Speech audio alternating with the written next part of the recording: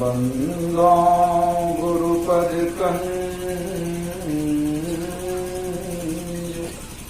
कृपा सिंधु नर रूप हरि महामोह तम पुंज जासु वचन रवि कर गुरु बिनु ज्ञान न उपजे गुरु बिनु मिले न भेव गुरु बिनु संशय न मिटे जय जय जय गुरुदेव। बोलिए प्रेम से श्री सद्गुरु महाराज की जय। परमाराध्य परम पूज्य गुरुदेव के पावन श्री चरणों में कोटि शरण नमन।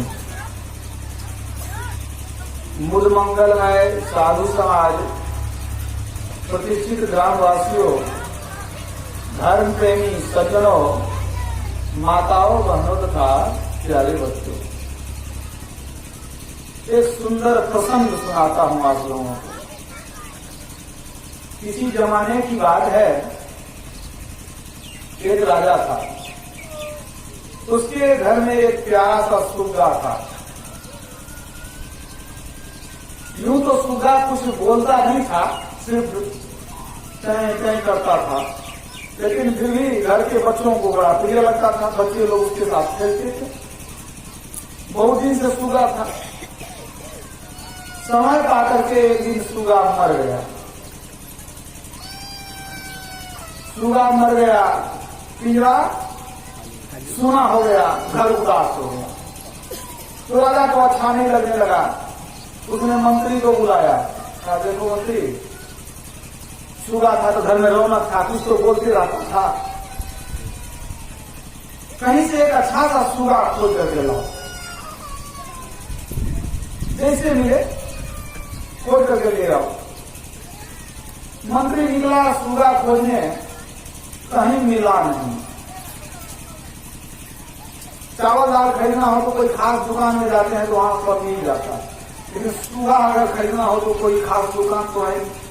संजोग की बात है, बेचारा कहीं खोज लिया, कहीं मिला नहीं।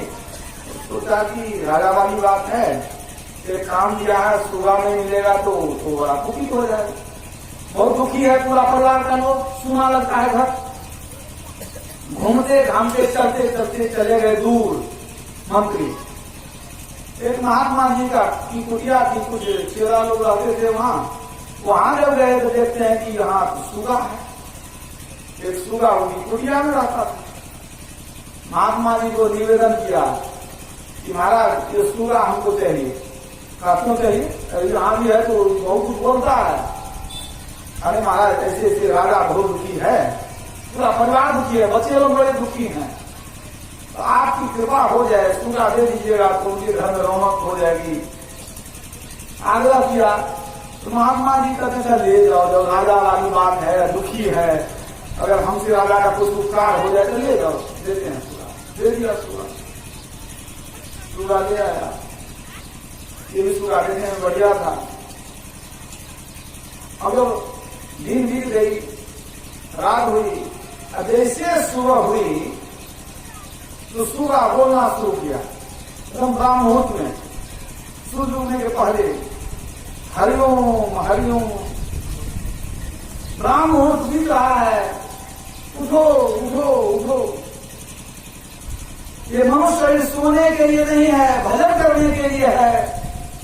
रामायण की चौपाई करने लग गया। देह धरे कर यही फल भाई, भजी राम सब काम बिहाई। फिर कहता है चित्रकूट के घाट पर बड़े संतन के वीर, तुलसीदास चंदन घिसे अतिलक से चल भूवीर। अब इतना सुंदर सुंदर वाणी सुन करके जिसको नहीं उठने का मन उठ गए।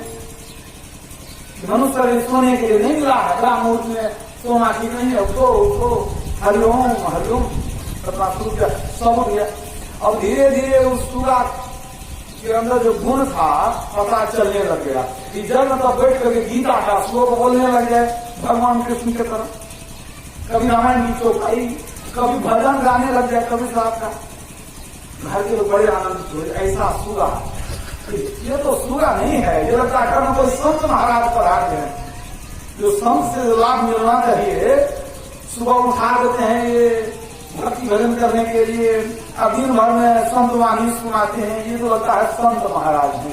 ये सूगा नहीं, सबकी श्रद्धा उस पर उमड़ पड़ी, बहुत आदर उसको सब करने लगे, बहुत सेवा करने लगे, सब अपने भाग्य को सराहना करने लगे। कैसा भाग्य हम लोग का, ये महात्मा जी का सूगा आ गया, बहुत अच्छा हुआ। लेकिन समय बीतते देर नहीं लगती है, ऐसा हो गया अचानक कि वो भी सूगा एक दिन मर गया। अब मर गया तो फिर घर सुना हो गया, अब राजा को बिल्कुल मन नहीं लगे। सुबह उठा देता था, ये लोग उठ करके अपना भगवान का नाम भी लेते थे, बिना आनंद में कट जाता था। बहुत दुखी हो गए, मंत्री को कहते हैं कि मंत्री तू ही खोज के लाया था।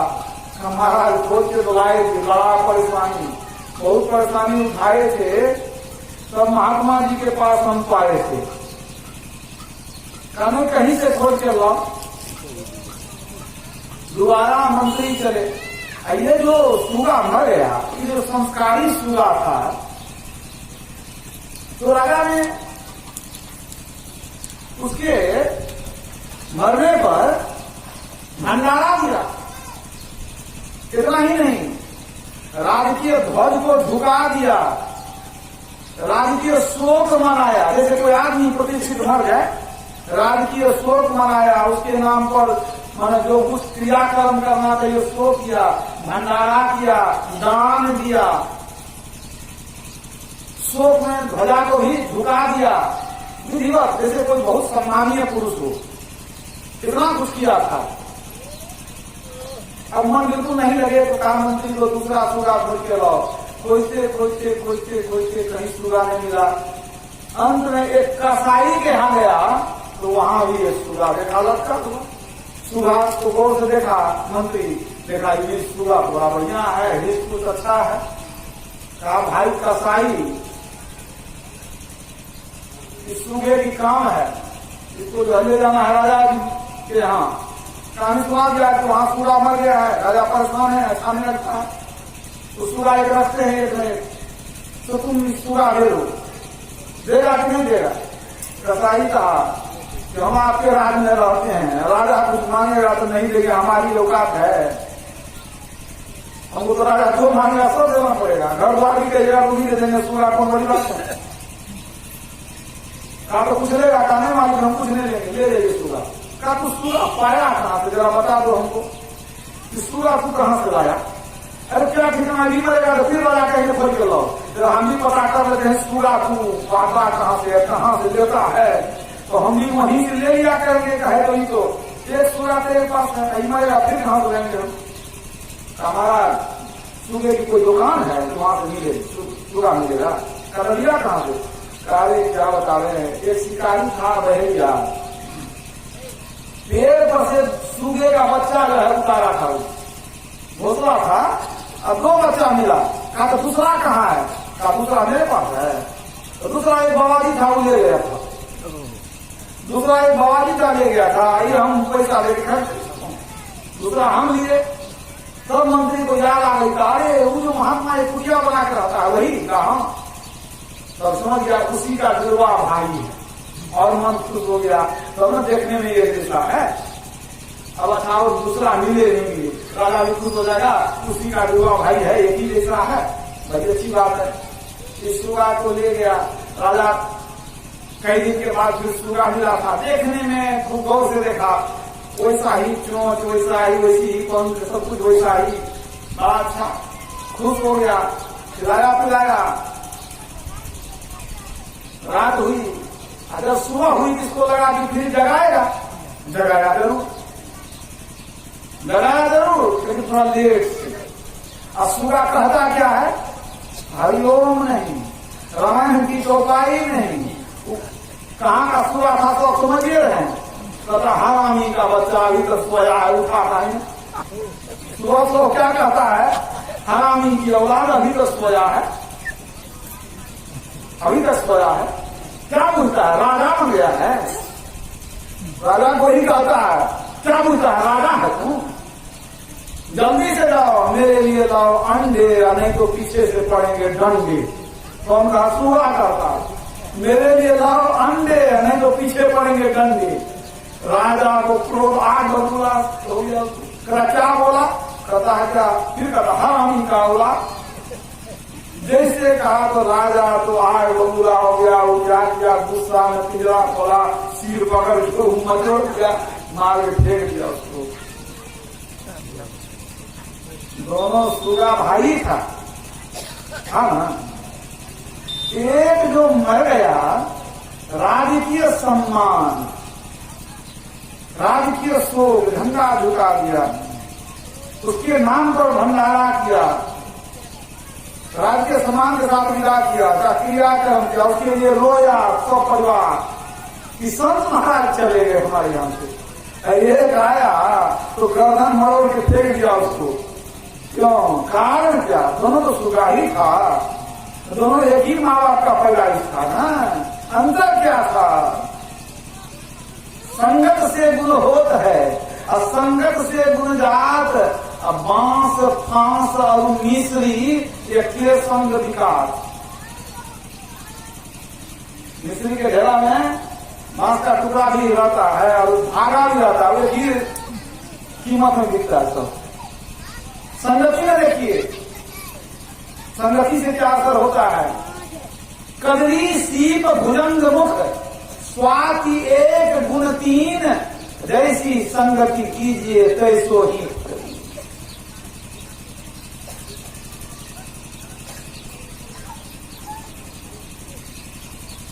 कदली सीप भुजंग मुख, स्वाति एक, स्वाति की बूंद गिरती है, कदली है ना, केला पर कपूर बनता है, वही बूंद है सांप के मुंह में चला गया तो सुनते हैं कि मणि बन जाता है। कदली सीप, सीप में अगर चला जाए तो मोती बन जाता है। सीपी अगर स्वाति के बूंद को ग्रहण कर ले तो मोती बना देता है। तो एक ही है स्वाति की बूंद, केला पर पड़ गया कपूर हो गया, मोती में वो बूंद पड़ गया तो सीप में पड़ गया तो मोती बन गई, सांप के मुंह में चला गया तो मणि बन गया। मतलब क्या हुआ, जैसी संगति कीजिए तैसो ही फल दीन, जैसा संगति करेंगे वैसा ही रंग लगेगा, जैसा संग वैसा रंग। इसीलिए हम लोग करते हैं सत्संग, जैसा संग वैसा रंग, इसलिए कर लीजिए सत्संग। कब कर लीजिए, नित्य प्रति सत्संग कर ले प्यारा, तेरा कार्य करे सारा, रोज करना चाहिए। संग के रंग को समझिए। एक सूरा महात्मा जी के यहाँ था, भजन सीखा, रामायण सीखा, कुछ चौपाई भी सीखा, ब्राह्म मुहूर्त में सब उठता था, कहता उठो उठो, ध्यान का समय है, भजन का समय है, सीख लिया। और दूसरा कसाई था, वो गाली देकर नौकर को उठाता था और सुबह सुबह वो अंडा खाता था, कहता था जल्दी से जाओ अंडे, तो वही सीख लिया था, जो गाता था वही सीखता था। तो संगति के महत्व को समझिए, नहीं समझिएगा तो आपकी खानदान तबाह हो जाएगी। नहीं समझिएगा, जो माँ बाप संघ के महत्व को नहीं समझते हैं उनके बच्चे खराब हो जाते। कितने ऐसे माँ बाप हैं, बच्चे को पैदा कर दिए, समय पर खिला देंगे, और बाकी वो कहाँ है क्या करता है कुछ देखने की छुट्टी नहीं है, मतलब ही नहीं है। वो कहाँ है क्या करेगा, किसकी संगति में जाएगा, कोई ठिकाना नहीं है। आपका बच्चा जाता है दूसरे बच्चे के साथ खेलने के लिए, आपको ध्यान रखना होगा ना कि वो बच्चा जिसके साथ खेलता हो कैसा है, जिसके संग उठता बैठता हो, गाली गलौज न करता हो, घर में कहीं चोरी नहीं करता हो, कम से कम बुरी आदत नहीं हो, मुंह ही धोता हो कम से कम, उसकी बीमारी दूसरे को लग जाएगी। तो कहने को मतलब साफ सुथरा रहता हो, गाली नहीं बोलता हो, चोरी नहीं करता हो, गलत आचरण नहीं हो, उसके संगति में आपका बच्चा जाएगा तो कुछ अच्छी चीज करके आएगा। और चोर उचक्का आवारा के संग में जाएगा तो कैसा बनेगा? वैसा ही बनेगा। तो जो व्यक्ति अपने बच्चों पर ध्यान देते हैं कि बच्चे की संगति अच्छी हो, उसी का बच्चा अच्छा बनता है। अब बच्चे में बिगड़ गया तो बाद में सुधरेगा नहीं। लाख कोशिश करके रह जाइए। कितने माँ बाप को हम देखते हैं रोते हुए, क्यों? बचपन से ध्यान नहीं दिया इसलिए। और एक बात जानिए, ये सत्संग जो है सिर्फ सत्संगी के लिए नहीं है। आप सत्संगी हैं नहीं है कोई फर्क नहीं है। आप पूजा पाठ करते हैं, सत्संग नहीं करते हैं तो भी कोई हर्ज नहीं है। आप पूजा पाठ भी नहीं करते हैं तो भी कोई हर्ज नहीं है। आप हिंदू हैं तो ठीक है, अब मुसलमान भी हैं तो कोई हर्ज नहीं है। आप कोई हैं, हिंदू हो मुसलमान हो, मनुष्य है आप, तो आपके लिए सत्संग जरूरी है। सत्संग का अर्थ समझिए, जहां जाकर के हमारा विचार, हमारा मन अच्छा हो जाए, अच्छा ज्ञान सीखें। अच्छी संगति का मतलब है सत्संग। सत्संग मतलब अच्छी संगति, सुसंग, सुसंग, अच्छी संगति। आप कुसंग में जाएंगे तो उसकी हानि जरूर मिलेगी, सुसंग में जाएंगे तो उसका लाभ मिलेगा, अब कुसंग में जाएंगे तो उसकी हानि अवश्य मिलेगी। ज्ञान बढ़े गुणवान के संगत, ध्यान बढ़े तपसी संग किन्हे, क्रोध बढ़े नर मूढ़ के संगत, लोभ बढ़े धन में चित चिन्हे, मोह बढ़े परिवार के संगत, काम बढ़े क्रिया संग किन्हे, बुद्धि विवेक विचार बढ़े कभी दीन सो सज्जन संगत किन्हे। बुद्धि विवेक विचार कब बढ़ेगा? सज्जनों के संग में जाएंगे तब। जो सज्जन है, सज्जन किसको कहते हैं? जो विचार, चोरी, नशा, हिंसा, झूठ, 5 पाप को त्याग दे उसको सज्जन कहते हैं। किसने कहा? हमारे गुरुदेव महर्षि में ही बाबा की वाणी है। जो 5 पाप को त्याग दे उसको सज्जन कहते हैं। और सज्जन का भी संग मिल गया तो सत्संग हो गया। किसी भक्त ने कहा है, मन की तरंग मार लो बस हो गया भजन, आदत बुरी सुधार लो बस हो गया। कैसे सुधारेंगे बुरी आदत को? अच्छे की संगति में जाएंगे तब उसका फल अच्छा होगा। तो मैं कह रहा था कि जितने भी लोग हैं, चाहे भक्ति करे नहीं करे, हिंदू हो मुसलमान हो, कोई भी हो, सत्संगी हो नहीं हो, सबके लिए जरूरी है सत्संग। इसका क्या प्रभाव होता है उसको समझिए। मनुष्य के मन में जो विचार उत्पन्न होते हैं वही विचार एक दिन वाणी के द्वारा निःसृत होती है। मतलब मन में जो घूमता वही एक दिन बोलते हैं। जो बोलेंगे पहले मन में घूमेगा तब तो बोलेंगे। मन के विचार वाणी के द्वारा निःसृत होते हैं। हमारी वाणी एक दिन कर्म में परिणत हो जाती है। मतलब क्या हुआ कि जो बोलते हैं वो करने भी लग जाते हैं। जो काम करते हैं क्या मतलब मन में घूमता है, कहीं बोलते हैं फिर करने लग जाते हैं। हमारी वाणी एक दिन कर्म में परिणत हो जाती है। हमारा कर्म जो है उसी से हमारी आदतों का निर्माण होता है। मान लीजिए किसी व्यक्ति में अच्छी आदत है। कैसी अच्छी आदत लगी? वो अच्छा कर्म करते रहा तो उस कर्म की आदत लगी। मान लीजिए किसी को ध्यान करने की आदत लगी। कैसे? वो ध्यान किया, कर्म किया तब ना आदत लगी। कर्म नहीं करता आदत लगती नहीं लगती। तो कर्म से ही एक दिन आदत बनती है और हमारी आदतें ही हमारे चरित्र का निर्माण करती है। हमारा चरित्र कैसा है? जैसी हमारी आदत है। अगर किसी का अच्छा चरित्र है इसका मतलब उसकी आदत अच्छी अच्छी है। किसी का चरित्र बड़ा बुरा है, रावण है, वो इसका मतलब बुरी बुरी आदतें उसकी है। तो आदत से ही हमारे चरित्र का निर्माण होता है और हमारा चरित्र ही हमारे भविष्य का जन्म देने वाला है। हमारा भविष्य कैसा होगा? जैसा मेरा चरित्र है। अगर चरित्र उज्जवल है तो भविष्य उज्जवल, अगर चरित्र गिरा हुआ है तो भविष्य अंधकारमय होगा। और खुलासा समझिए, मन में अच्छे अच्छे विचार आएंगे तो अच्छी अच्छी बात हम बोलेंगे, और जब अच्छी अच्छी बात बोलेंगे तो अच्छा अच्छा कर्म भी करेंगे, और जब अच्छा अच्छा कर्म करेंगे अच्छी अच्छी आदत पड़ेगी हमको, और जब अच्छी अच्छी आदत पड़ेगी हमारा चरित्र अच्छा हो जाएगा। चरित्र अच्छा हो जाएगा तो भविष्य तो अच्छा होना ही है। आप कर्म अच्छा करते तो भविष्य कहाँ हो, कैसा होगा? निश्चित अच्छा होगा। और यदि मन के विचार गंदे हैं, मलिन हैं, विचार बुरे हैं तो वाणी बुरी। अरे मन में विचार आता है तो मुंह से गाली निकलती है, वाणी बुरी। वाणी बुरी हो गई, बोली हमारी अगर खराब है तो हमारा कर्म भी खराब होगा, और जब कर्म खराब है तो आदत खराब, और खराब आदत अगर लगा लेंगे तो चरित्र खराब, और चरित्र अगर खराब है तो क्या होगा? भविष्य अंधकार है, समझिए नरक का निर्देशन तैयार। तो आप अगर भविष्य बनाना चाहते हैं तो आपको क्या करना पड़ेगा?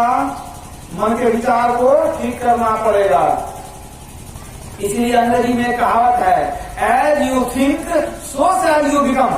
तुम जैसा सोचते हो वैसा ही बन जाओगे। यही ना हुआ कि सोचे बन गए वैसा, जो सोचे वही बोले वही किए, उसी की आदत लगी वैसा बन गए, हो गया ना। अब है क्या, हम चाहते हैं हमारा भविष्य अच्छा हो, इसके लिए हमारा मन का विचार अच्छा होना चाहिए। तो मन का विचार अच्छा कैसे होगा? जब अच्छी संगति में जाएंगे तब ना। तो आप भक्त हैं कि नहीं है, आप हिंदू हैं कि मुसलमानों से क्या फर्क पड़ता है? आप अच्छा भी बनना चाहते हैं, आपको अच्छे के संग में जाना पड़ेगा। इसी का मतलब तो सत्संग है। हानि कुसंग सुसंगति लाहू, लोक वेद विदित सब काहू, गगन चढ़ई रज पवन प्रसंगा, नीचई मिलत नीच जल संगा। दूसरा भी लिखते हैं, कुसंग से हानि होती है, सुसंग से लाभ होता है। गगन चढ़ई रज पवन प्रसंगा, रज है ना धूल, हवा के संगति कर लेती है धूल, तो क्या होता है? आकाश में उड़ जाती है। वही धूल, जमीन का धूल आकाश में चलेगी, आपके माथे पर चली जाती है धूल। और वही धूल यदि हवा की संगति नहीं करे, पानी की संगति करे, तब उसको क्या करते हैं? कीचड़। तो कहाँ रहेगी? पैर के नीचे भी कोई रखेगा उसको। कीचड़, उससे लोग बहुत घृणा करते हैं, वो तो जमीन पर ही रह जाएगी कीचड़। तो धूल वही है, लेकिन पानी के संगति से धूल कीचड़ बन गई, हवा के संगति से गगनगामिनी हो गई। यही अंतर है। संग का रंग अवश्य लगता है, इसलिए अपने संगति पर ध्यान देना चाहिए। तो सबसे अच्छी संगति क्या है? भगवान राम ने कहा, प्रथम भगति संतन कर संगा। सबसे अच्छी संगति है कि संत मिल जाए। संत किनको कहते हैं? संत भेष से होत नहीं, नहीं कथे बहुज्ञान, न मठ के आधिपति बने, न तीरथ की स्नान। तो संत कैसे बनेंगे? आत्म तत्व अनुभव करे, परमात्म लख जोए, माया तभी भक्ति करे, संत कहा वही सोए। जो माया को त्याग करके अपने मन को भक्ति में लगाते हैं और आत्मा परमात्मा को अनुभव से जानते, वो सच्चे संत होते हैं। योग सिद्धोपनिषद में एक श्लोक आया है, भिद्यते हृदय ग्रंथे सृजन्ते सर्व संशया, क्षीयन्ते चास्य कर्माणि तस्मिन् दृष्टे परावरे। अर्थात उस परे से परे परमात्मा को देख लेने पर हृदय की ग्रंथि गांठ गिरह खुल जाती है, उसके सारे संशय मिट जाते हैं, सारे कर्म फल भी नष्ट हो जाते हैं। इस दशा में जो पहुंच गए उनको संत कहते हैं। जिन्होंने साधना करके ईश्वर को पा लिया, आत्मा को जान गए, वे संत होते हैं। ऐसे संत मिल गए तो कहना ही क्या, उनका स्थान इतना ऊंचा है कि भगवान राम को भी कहना पड़ा, सातम सम मोहि मैं जग देखा, मोते संत अधिक करी लेखा। कहते हैं ईश्वरी, भगवान कहते हैं ईश्वरी, संत का स्थान हमसे भी ऊंचा है। ऐसे संत साक्षात परमात्मा हैं, उन्होंने परमात्मा को प्राप्त कर लिया। जो परमात्मा को प्राप्त कर लेते हैं वे परमात्मा ही हो जाते हैं। कहिएगा कैसे? एक गिलास चापाकल का जल ले लीजिए, आप गंगा जी में जाकर के उल्टा दीजिए, आप फिर उसी चापाकल के पानी को निकालिए, क्या निकलेगा? गंगा जल। गंगा जल में मिल गया तो गंगा जल हो गया ना, क्योंकि दोनों पानी है, मिल के एक हो गया। तो जो हम है वही तो परमात्मा है। ईश्वर अंश जीव अविनाशी, चेतना अमल सहज सुख राशि। जो साधक साधना करके आत्मा परमात्मा को मिला देते हैं वो परमात्मा ही हो जाते हैं। जाना तो तुम्हें हो ही जाए। इसी को वेद कहता है, ब्रह्म व्यक्ता ब्रह्म एव भवति। ब्रह्म को जानने वाला स्वयं ब्रह्म बन जाता है। जो ऐसे साधक हैं जो ब्रह्म को जान लिया, ईश्वर को अपने अंदर में प्राप्त कर लिया, उनकी आत्मा परमात्मा का मिलन हो जाता है, उनको ज्ञान हो जाता है, हम ब्रह्मास्मि, वो स्वयं ब्रह्म हो जाते हैं। इसलिए सच्चे संत को परमात्मा के तुल्य माना गया है। शरीर है मनुष्य का, लेकिन वास्तव में उनमें परमात्मा की शक्ति है। ऐसे संत मिल जाए तो कहना ही क्या, समझिए परमात्मा मिल गए। ऐसे संतों के लिए कहा गया सबसे बड़े हैं संत, दूसरा नाम है, तीजे रस अवतार जिन्हें प्रणाम है। ब्रह्मा विष्णु महेश सकल अवतार है। अरे हाँ रे पलटू, सबके ऊपर संत मुकुट सरदार है। ब्रह्मा विष्णु महेश के सिर के मुकुट है कौन? संत। संत से बढ़कर के ऊंचा कोई दूसरा पद है ही नहीं, उनसे ऊंचा कोई पद नहीं है संसार में। सबसे ऊंचा पद है संत। अगर सच्चे संत मिल जाए, नानक कबीर के तरह, बुद्ध महावीर के तरह, हमारे गुरुदेव के तरह, तो समझिए आपका कई जन्मों का पुण्य था जो दर्शन हुआ आपको। क्योंकि पुण्य पुंज बिनु मिल ही न संता, असत संगति संस्कृति करांता। अगर वैसे संत का दर्शन हो गया तब सरदा कपहिसी शशि अपहरई, असंत दरस जिमी पातक करई। पाप निकल जाते हैं उनके दर्शन मात्र से। ऐसे संतों की महिमा कहने में नहीं आता, कितना भी कहेंगे तो कम ही है। कभी आप कहते हैं संत शरण जो पड़ा, ताही का लगा ठिकाना, और कहीं नहीं कुशल सकल बैराग चवाना। परंतु आप कहते हैं परंतु तीर्थ को चला, बीच ही मिल गए संत, एक मुक्ति के खोजते मिल गई मुक्ति अनंत। अनंत मुक्ति का भंडार संतों के चरण में है।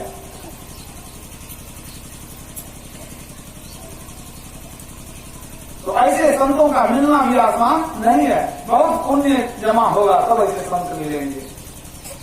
अगर ये मिल जाए तो आपका बेड़ा पार, मतलब उनके प्रति श्रद्धा रखेंगे तब न, उनके ज्ञान को अपनाएंगे, उनकी संगति करेंगे तब लाभ होगा आपको। कबीर साहब कहते हैं सुख देवे दुख को हरे, करें पाप सब अंत, कह कबीर जब वे मिले परम स्नेही संत। सुख देवे और दुख को हरे, करें पाप सब अंत। अगर सच्चे संत मिल जाए तो सहजवाई कहती है नीच नीच सब तर गए, भवसागर तर गए, नीच नीच सब तर गए, संत चरण लवलीन। जाति के अभिमान में बूढ़े बहुत कुलीन।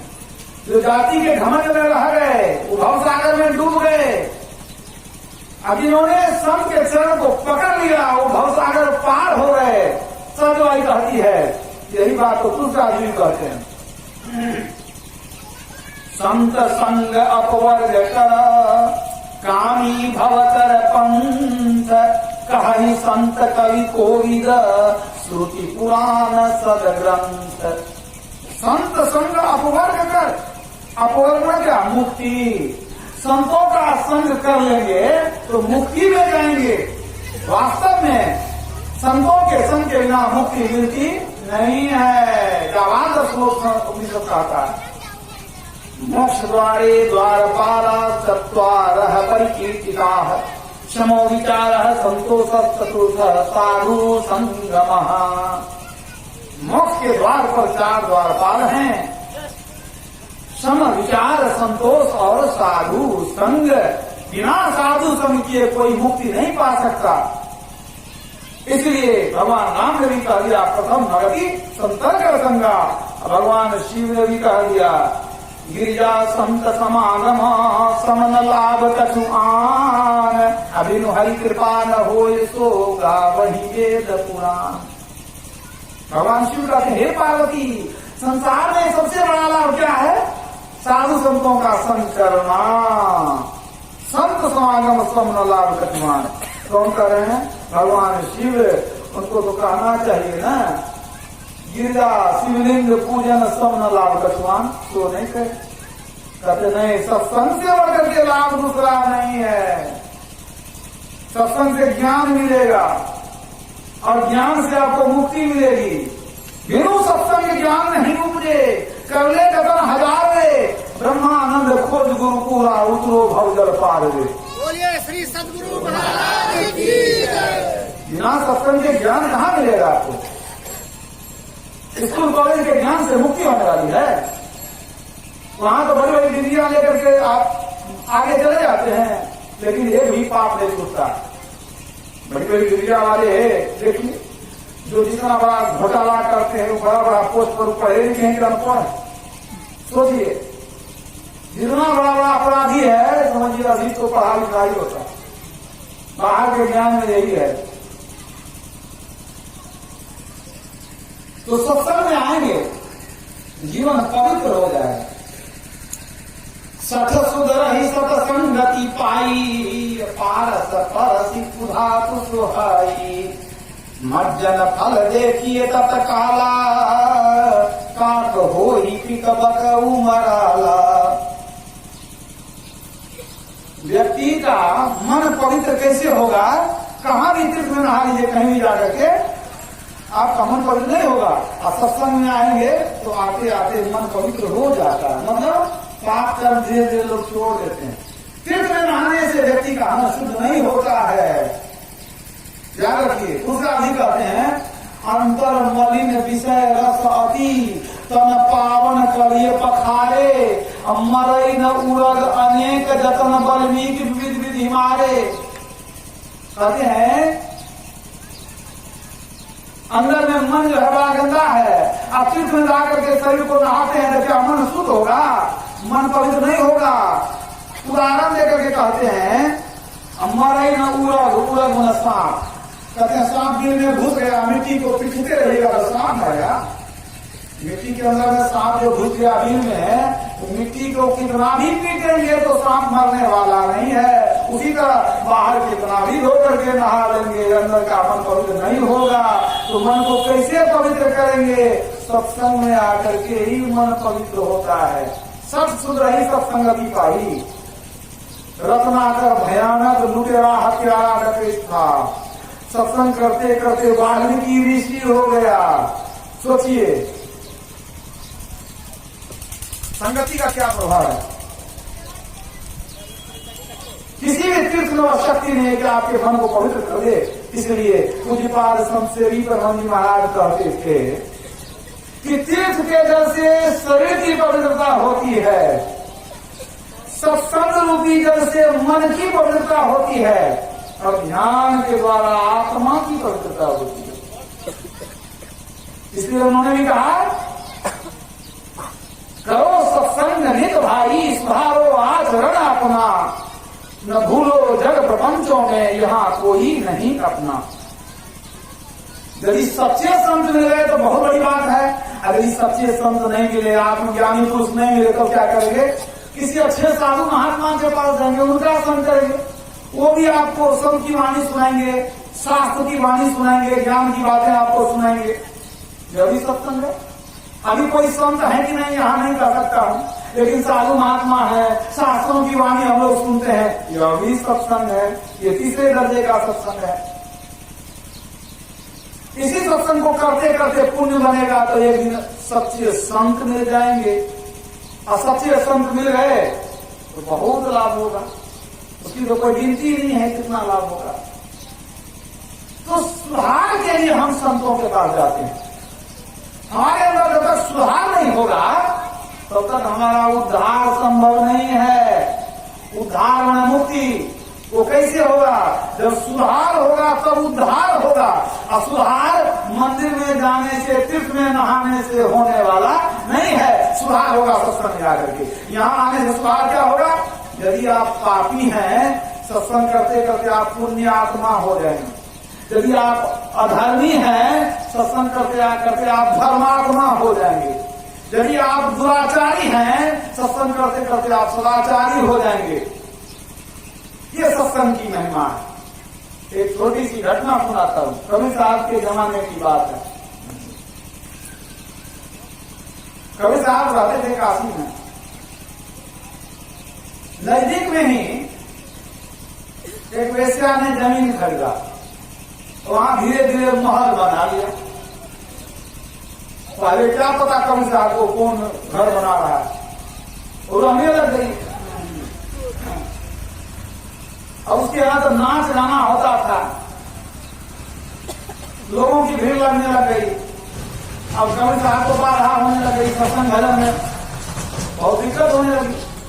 अब इधर सत्संग ध्यान का समय हो जाए, अब उधर जो है नाच गाना, घुंघरू की आवाज, तबले की थाप, गाना बजाना चलने लग जाए। अब तो बड़ी परेशानी होने लग गई। कबीर साहब अपने कुछ शिष्यों को कहे जाके समझाना, अरे तो पैसे वाली है, कहीं बना लेगी, यहाँ काहे रहती है, कहीं चले जाए। हम लोग बड़ा कष्ट होता है। दो चार सत्संगी लोग गए कहने के लिए कि देखिए आप लोग यहाँ पर जो नाच गाना करते हैं कितना कष्ट होता है, हम तो बहुत कष्ट होता है ध्यान भजन सत्संग करने में, आपको पैसा की कमी है। और दूसरे जगह जमीन लेके अपना बना लीजिए, अपना चले जाइए वहां, सब सामान लेके चले जाइए वहां। अब ऐसे के पास तो पैसे की कमी थी नहीं, अरे धन बहुत होता था, घमंड भी हो ही जाता। बहुत घमंडी थी वह महिला, वो बिगड़ गई। कहती है क्या कि हम क्यों जाएंगे अपना महल यहां से उठा करके, अब तुम लोगों को क्या है, अपनी झोपड़ी उड़ा के ले जाओ, जहां चल जाओ जंगल में जाकर रहना। तुम लोगों को तो कुछ है नहीं, अपनी झोपड़ी उठा के ले जाओ, जहां ले जाएगा तुम, हम तो जाएंगे यहाँ से। अभी लोग समझाने गया, लोग बात करने लगी।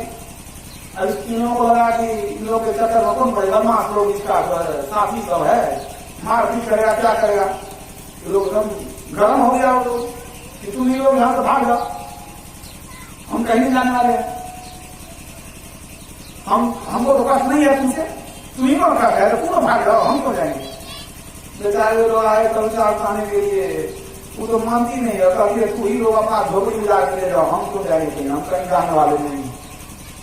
कितना भी समझाए कि हम लोग बहुत दिन से है, बहुत दिन से हम क्या करेंगे, हम कहें यार बसने के लिए, तू लोग क्यों बताया। उल्टे दो चार गाली सुना दी हम लोग को, अब हम लोग क्या करेंगे। कबीर साहब सोचने लगे कि अब क्या करें, कुछ तो करना पड़ेगा। कभी तुम लोग उन लोग अपना गाना बजाना करता है तो तुम लोगों के पास भी तो साग वाग है, तो सब तुम लोग भी रखा करो। और जब उधर शाम के समय उन लोग अपना गाना बजाना करेगा, हम लोग उसके कुछ पहले से भजन कीर्तन शुरू कर देंगे, हम लोग भजन गाएंगे। अब भजन गाएंगे तो लोग ढोलक, झाड़, मजीरा सब कुछ ले आओ, हम लोग भी खूब बढ़ चढ़ करके भजन गाएंगे। बस उधर तो देरी है, इधर पहले ही लोग भजन गाना शुरू करे, हारमोनियम, ढोलक, तबला, झांझ, मजीरा सब झूम झूम के गाना शुरू। और कभी से आगे बीच में आ जाए वो भी गाना शुरू कर दे। अब क्या होता था कि अलगे समा बन जाए, एक संत बैठे हैं वो भजन गाते हैं, सोचिए कैसा होगा। उस देखने वाला मुग्ध हो जाता था दृश्य देख करके। तो अब क्या होता था कि जितने लोग आते थे सत्संग सुनने को आते ही थे, आने ही लगे, भीड़ बढ़ने लग गई। अब जो कुछ लोग जाए जैसे आके तरफ भी धीरे चले आवे, बड़ा बढ़िया भजन हो रहा है, यही कहे न सुन में। उस दृश्य को देख करके किसका मन मोहित हो जाए। आवाज में इतना आकर्षण था कि लोग मोहित हो जाए। जैसे आकर घर पता था आगे पहले कबीर साहब का जो उधर से आवे आते आते देखते देखते धीरे चले आगे बैठ के उठ करने लगे। अब ये दिन हुआ 2 दिन हुआ, अब जैसे आप सोचती है कौन खेल हो गया। अब तो हमारे यहाँ देखते हैं लोग आना छोड़ दिया, आदमी की कमी हो गई, न आएगा न आमदनी होगी। यहाँ हमारा तो बिजनेस चौपट हो जाएगा, सब व्यापार ठप हो जाएगा। अब धीरे धीरे यहाँ भीड़ लगती थी, वहाँ इक्का दुक्का जो बहुत बड़ा पियक्कर जो है वही तो उधर जाता था। अब ज्यादा लोग इधरे आ जाए, अब तो उसका तो बस अंदर में खून खोलने लग गया। अब क्या करेंगे, अब तो सही भागना पड़ेगा यहाँ से। जब खाना पीना पर आफत है, यहाँ जो नौकर चाकर रखे इसको कौन खिलाएगा पिलाएगा, यहाँ तो आदमी आना छोड़ दिया। अब क्या करें, अब तो अंदर ही अंदर खोलने लगी। अब क्या करें क्या नहीं, इधर भीड़ बढ़ने लगी और उधर भीड़ खत्म। वो अपने यार दोस्तों को बुलाएगी कि अब तो धंधा चौपट हो गया, अब क्या करेंगे, कुछ तो करना होगा। कहने लगी, उसका जो दोस्त सब था कहता है कहिए ना क्या करें, कहिएगा तो 100 साधुओं को जान मार देंगे, खून करेंगे सब। कहने खून नहीं करना है, ये देखा मतलब सब जान जाएगा ना, ये तो साक्षात सब जान जाएगा कि यही लोग खून किया है। तो खून नहीं करना है, ऐसा काम करो कि सांप मर जाए लाठी में टूटे, मतलब पता भी नहीं चले कि हम ही लोग किए हैं। ऐसा करो कि भागना पड़ जाए। सब मिलकर विचार किया, इसी तरह से जो बूढ़ा बुलाजी है ना, वो यदि मर जाएगा सब भाग जाएगा यहाँ से। कबीर साहब बारे में कहता एक जो साधु है सबका गुरु वही है, सबका सरदार। वो अगर किसी तरह से चला गया ऊपर तब सब खेल खत्म हो जाएगा। कहा क्या करना चाहिए, आपस में विचार किया कि लोग आंख बंद करके कुछ करता, आंख बंद करके बैठेगा रात में झोपड़ी में आग लगा देंगे। कहाँ, वही बाबा जी है ना, बुला बाबा जी कबीर साहब, उसी के झोपड़ी में आग लगाएंगे, ऊपर गया सब भाग जाएगा। अपने विचार कर लिया, आग लगा देंगे। और जब ध्यान का समय में सब अपना रात में लोग ध्यान करने लगे थे, जैसे का यार दोस्त था बदमाश सब लोग आया, अपना क्या सब लेके आया था। अब तुरंत देखा सब कोई नहीं है, सुना है आश्रम, आग लगा करके कुछ लुक्का में कोई मसाल में, अब कबीर साहब के झोपड़ी जो थे जिसमें वो रहते थे, अलग झोपड़ी थी, उसमें जाकर के कुछ की झोपड़ी उसमें लगा दिया कोना में। अब जो लगा दिया तो कबीर साहब को त्रिकालदर्शी उपचार नहीं जानते, वो तो जान गए घर में आग लग गई है, सोचा था जला देंगे, वो तो सब कुछ देखते हैं, सब तो त्रिलोक का हाल देखते हैं, बैठे बैठे पूरी दुनिया को देखते हैं, उपचार देखिए। वो निकल गए, अब बाहर बैठ के और मुस्कुराने लगे। और उनके मन में होता था, इतना दिन तो वैसा कहती है कि यहाँ कहती थी कि यहाँ से निकल जाओ, भाग जाओ, किसी को भगाना चाहती है। अब लगता है परमात्मा की यही इच्छा है कि यहाँ चले जाए। जब झोपड़ी में आग लग गई है, परमात्मा की यही इच्छा है कि घर जल जाए, हम यहाँ नहीं रहे। आप उतार करते हे प्रभु, जब आपकी भी यही इच्छा है कि हम यहाँ नहीं रहे, तब तो जाना ही पड़ेगा, क्योंकि आपसे बाहर तो हम है ही नहीं। न खुशी अच्छी है, न मलाल अच्छा है, जिस हाल में तू रख दे रहे परवरदिगार, वह हाल अच्छा है। बोले श्री सद्गुरु महाराज की जय। राजी हूं मैं उसी में जिसमें तेरी रजा है, यूं भी वाह हुआ है, वो भी वाह हुआ है। जहां भेजिएगा हम वहीं खुशी है। आपका आशीर्वाद चाहिए, आपकी इनायत रहे, आपका रहमो करम रहे, हो गया। जैसे वो परमात्मा से हाथ भाग करते हैं प्रभु, लगता है आप यही चाहते हैं कि यहाँ से हम भाग गए, झोपड़ी जला रहे हैं तो हम क्या करें, अब यहाँ कैसे रहेंगे। कहने की देर एकाएक आंधी आई, ऐसी आंधी आई कि कबीर साहब के छप्पर का ये कोना ही उड़ गया।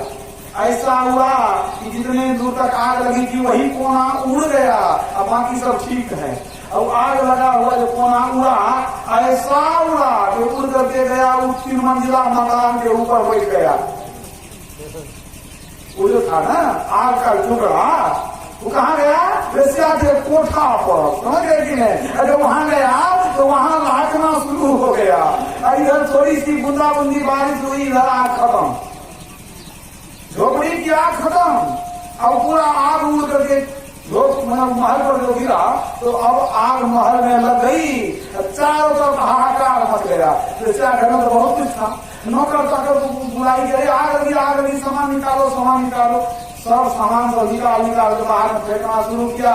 कितना भी पानी डाले, कुछ भी डाले, कितना कोशिश किया कि कौन आग है, बुझती ही नहीं है। होते होते पूरे महल को धू धू करके जला दिया। पूरा महल जल करके खाक।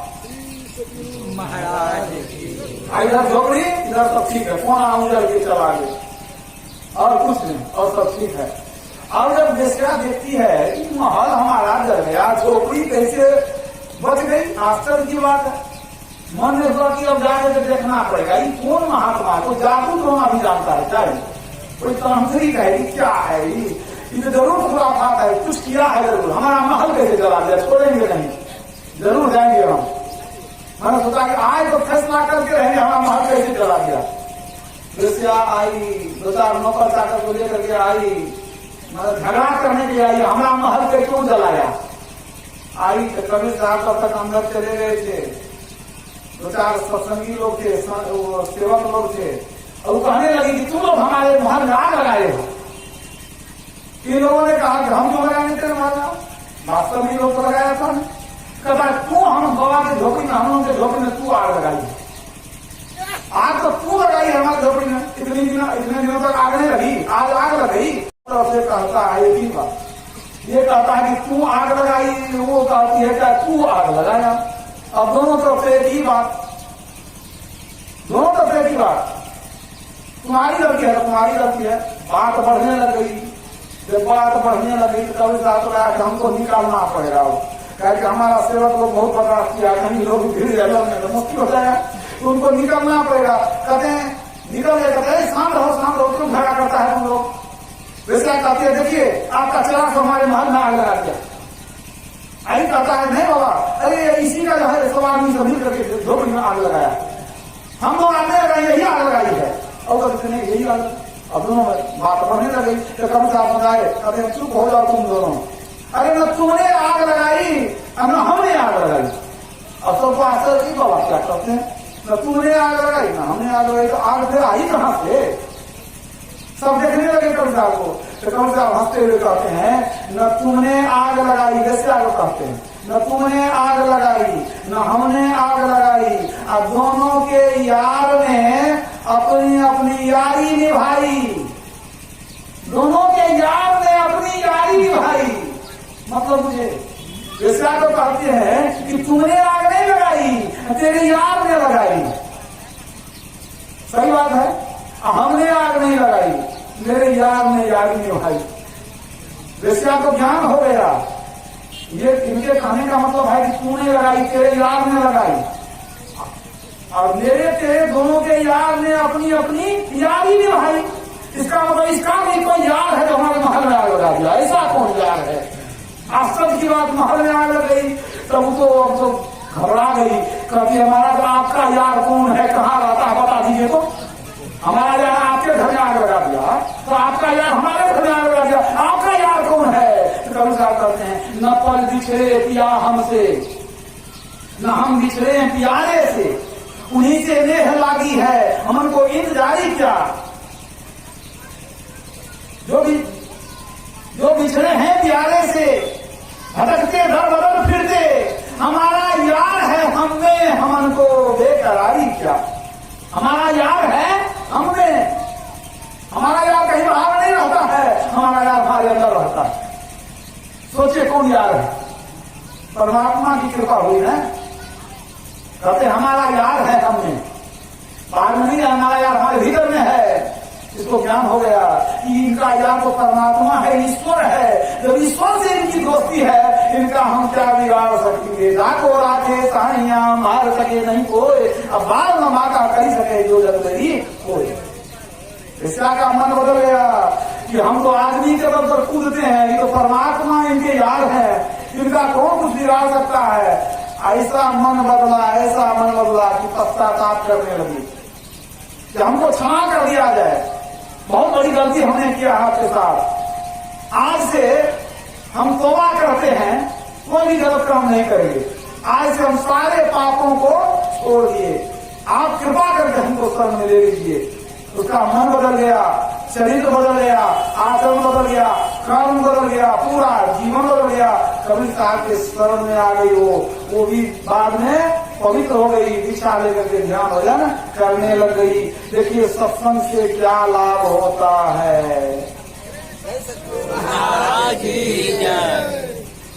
इसलिए मीराबाई ने कहा है, मनवा राम नाम रस की जय, तभी कुसंग सतसंग बैठ नीत, हरि चर्चा सुनि लीजय, मनवा राम नाम रस की जय।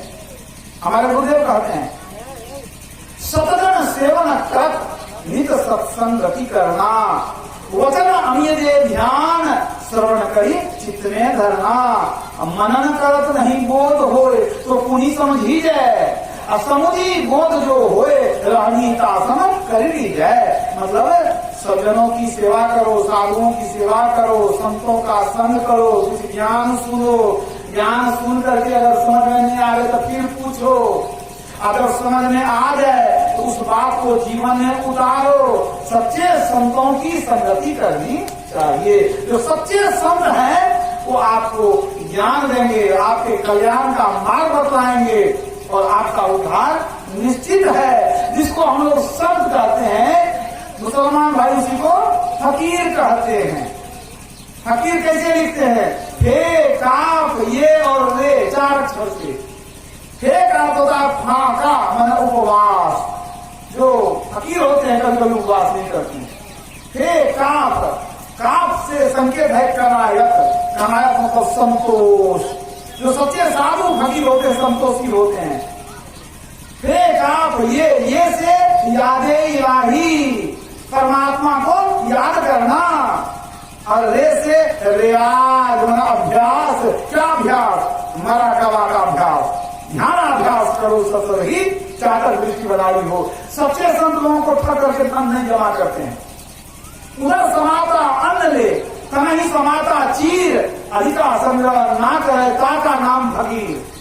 सच्चे संत जो होते हैं वे धन जमा करने के पीछे नहीं रहते हैं, वो तो भक्ति में लीन रहते हैं। चिंता तो हरिनाम की और नचित वैराग, वो हरिनाम की चिंता करते हैं। ऐसे सच्चे संत मिल जाए तो क्या करेंगे? संतों की सेवा कीजिए, उनसे ज्ञान लीजिए और वे आपको आपके जीवन का कल्याण करेंगे। बोलिए प्रेम से श्री सद्गुरु महाराज की जय।